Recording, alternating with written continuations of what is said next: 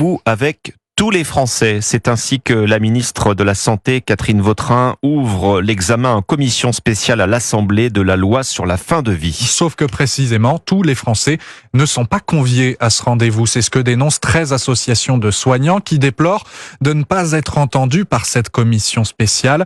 C'est le cas également de la Société française de gériatrie et de la gérontologie. Les précisions de Mélanie Gomez. Les gériatres ne comprennent pas pourquoi ils n'ont pas été convoqués pour être interrogés par cette commission.